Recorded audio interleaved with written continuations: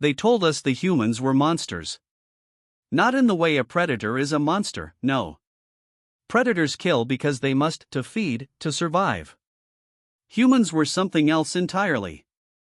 They were a storm, a tidal wave wearing the shape of a person, the kind of danger you don't bargain with because there's nothing on the other side of it except destruction. The Zathari came to the Imperial Senate in chains. Not because we had enslaved them, though we easily could have, but because their own people had bound them.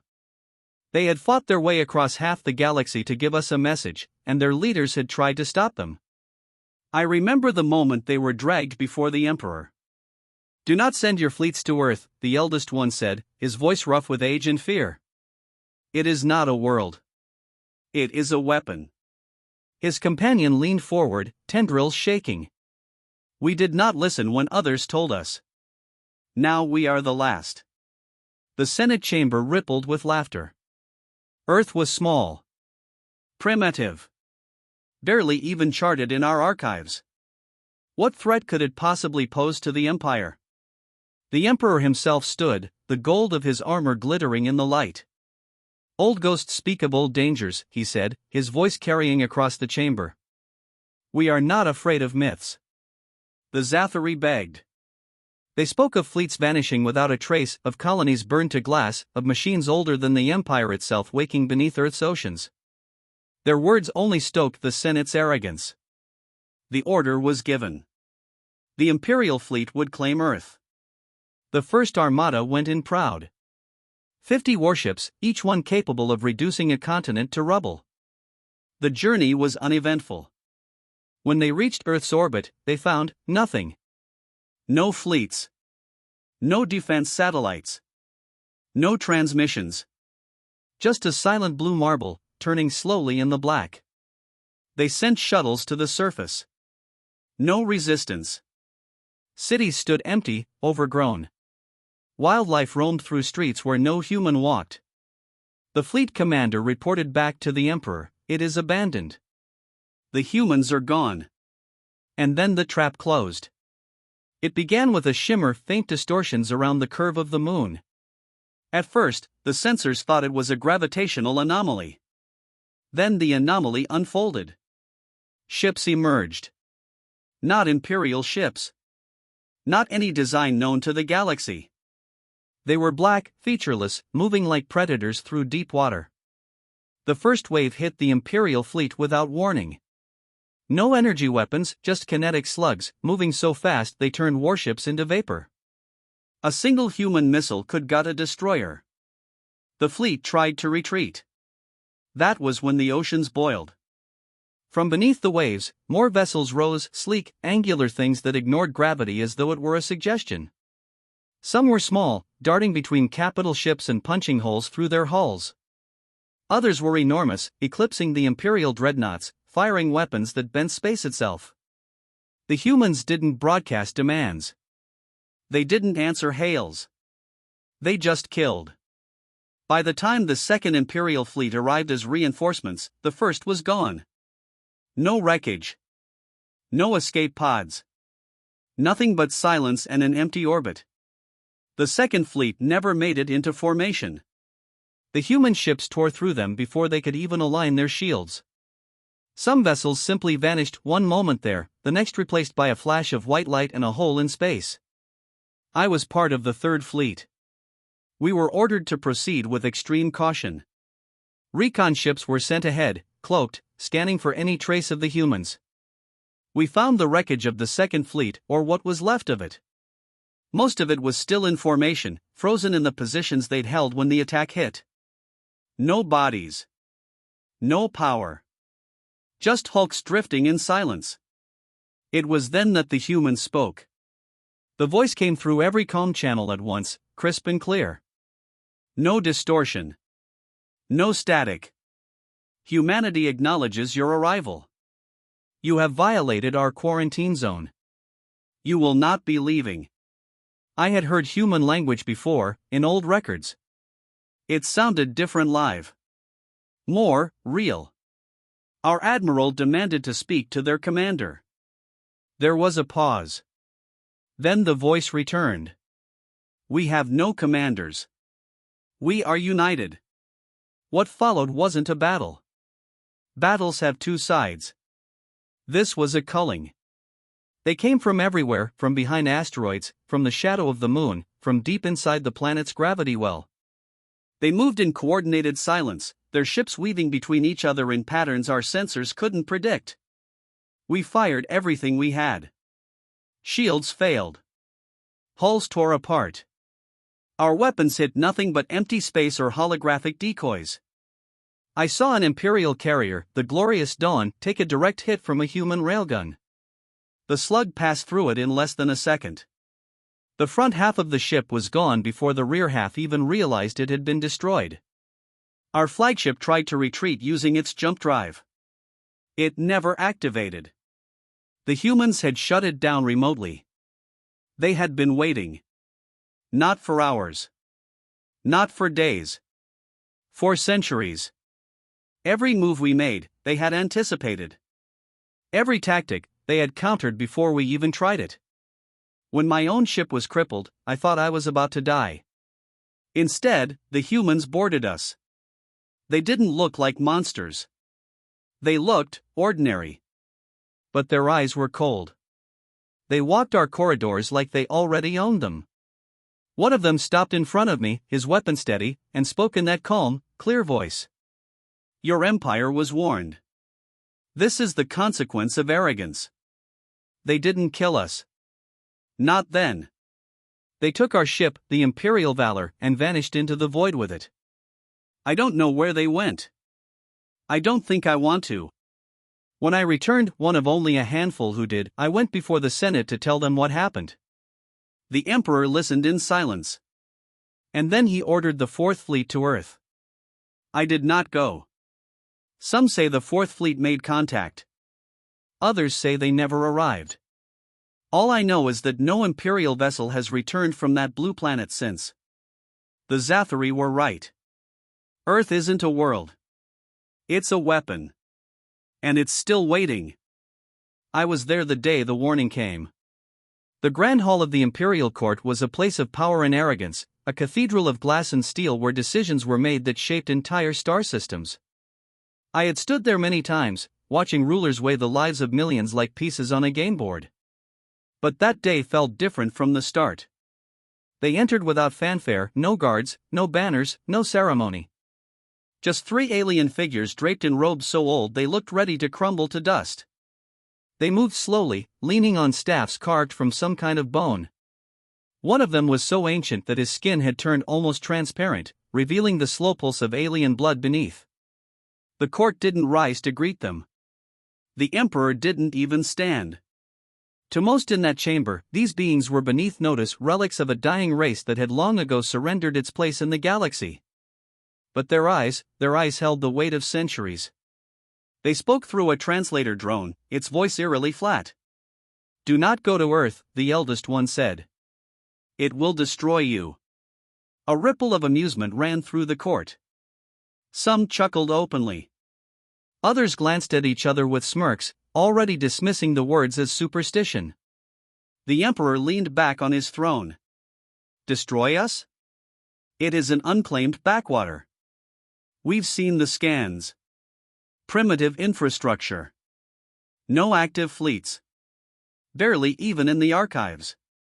And you expect us to fear it?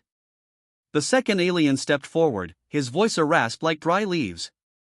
We thought the same, once. We thought they were gone, scattered into dust. But we were wrong. They do not die easily, and they do not forgive. They do not forget. The Emperor's lips curved into a smile that was anything but warm. You expect me to believe that a species barely capable of breaching their own moon could stand against the might of the Empire? You think in years, the old one said. They think in centuries. The warning was ignored. Of course it was. To the Imperial Council, it sounded like a challenge. Earth was a resource-rich, lightly inhabited planet. And if there were humans still clinging to it, they'd be easy prey. The First Fleet departed with banners high and confidence unshaken. I was assigned to the fleet's flagship, the Vigilant Star. I'd been a soldier for 10 years. I had seen fear. I had seen war. I had never seen anything like what awaited us. The journey was uneventful. As we approached the Sol system, sensors found no sign of resistance, no defense grid, no interception forces, no active comm traffic. It was as the scans had shown, a pale blue dot floating in the void. We descended into orbit without challenge. The planet below was beautiful, vast oceans, green continents, snow-capped mountains. But the cities were wrong. They were empty. Not abandoned in ruin, but perfectly intact. Vehicles still lined the streets. Lights still shone in windows. Power still flowed. But there were no humans. Not one. Our landing parties swept entire districts. No signs of battle. No signs of disease. No bodies. Just absence. The fleet commander laughed when the report came in. They fled. They saw us coming and ran. Pathetic. We were in orbit for less than an hour before it began. The comms officer stiffened. Multiple contacts emerging, from everywhere. From everywhere. The moon's shadow shifted. It wasn't an asteroid field. It was ships, black, angular, and utterly silent. They moved like predators, cutting through our formation before we could raise shields. The first salvo wasn't energy weapons. It was kinetic. Massive slugs of metal traveling so fast that our shields barely registered them before impact. One Imperial cruiser vanished in a flash of molten debris before anyone could even shout.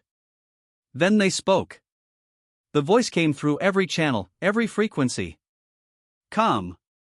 Steady. Human. You were warned. The commander barked orders to return fire. We unleashed the full fury of the fleet plasma cannons, missile barrages, pulse beams. They hit nothing. The human ships didn't dodge in the way we understood it, they weren't there when our weapons arrived. One by one, our ships were gutted. I saw the Herald's spear take a railgun hit through her midsection.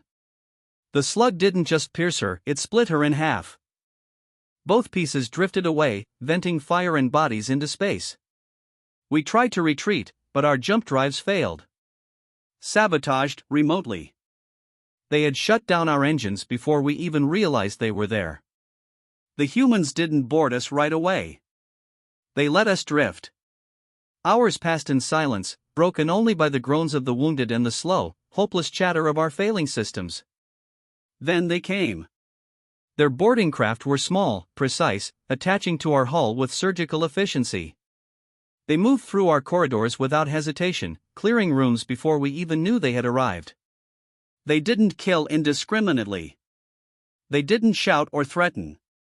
They simply removed anyone who resisted. One of them, tall, armored in black, found me in the observation deck. His visor reflected my face back at me.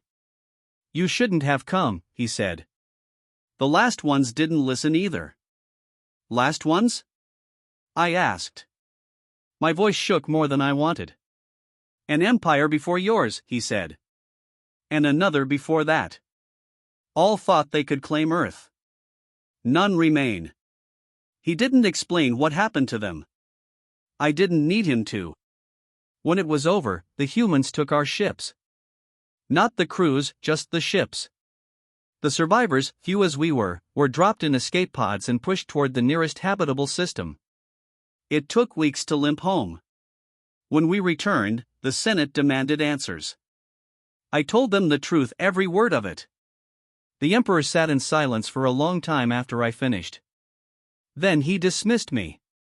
A week later, the Second Fleet was dispatched to Earth. It never returned. The Third Fleet went after that. They didn't come back either. By the time the Fourth Fleet vanished without a trace, even the Emperor stopped speaking of conquest. And then the old aliens who had warned us disappeared. Some say the humans came for them. Others say they fled, knowing the Empire had doomed itself. I don't know what Earth really is. A planet. A fortress. A graveyard. All I know is this. We were warned. And we didn't listen. The galaxy called it a forbidden zone. On the star charts of 100 empires, it was nothing but a blank patch of space, its coordinates erased, its name unspoken. Merchants avoided it. Scouts ignored it. Even pirates gave it a wide berth. But to the humans, it was home. I'd heard the stories when I was a cadet. They all had the same shape: a ship wanders too close to Sol, the human star. Sometimes they vanish without a trace. Sometimes they come back, changed. The survivors never speak of what happened, and their eyes carry a shadow that never fades. Most people take those stories as superstition. I did too. Until the day the Empire decided to test them. It began with whispers, rumors that Earth held caches of ancient technology, weapons older than the Empire itself, hidden deep beneath the oceans and the crust. The kind of technology that could shift the balance of galactic power forever. The aliens who had lived long enough to know better begged us to leave it alone. Stay away, one envoy pleaded before the Senate. It is bait. Earth hunts those who come. The Emperor laughed. Then let it hunt. We are the Empire. 5 fleets were assembled, a force so vast it could sweep across a sector in weeks. The mission was simple: enter Sol, secure Earth, claim its secrets. I was assigned to the Radiant Spear, part of the 3rd Fleet. We entered the Forbidden Zone with the confidence of predators. At first, there was nothing. Just the quiet hum of deep space. The system seemed almost ordinary. The sun burned steadily at the center. Jupiter and Saturn loomed like ancient guardians. Earth itself was a jewel, green, blue, white cloud swirling above continents and seas. It looked defenseless. The 1st Fleet moved into orbit. The 2nd began scanning the surface.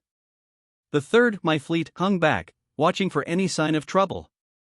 That was when the 1st Fleet's comms went dead. Not jammed. Not damaged. Just gone. One moment, we heard their chatter across the channels. The next, silence. Then the 2nd Fleet began reporting sensor malfunctions. Targeting arrays went dark.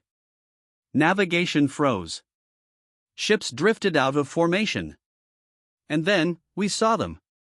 They didn't arrive from hyperspace. They didn't decloak. They were just there, sleek, black vessels, gliding between the Imperial ships as if they'd been in position the entire time. Their weapons were silent for a moment. It was almost as if they were watching us. Studying us. Then the killing began. The first salvo came from the planet's surface, kinetic strikes so powerful they turned an Imperial battleship into a cloud of molten debris in under a second. Other ships fired from high orbit, their slugs moving at a fraction of light speed, tearing through our armor like paper.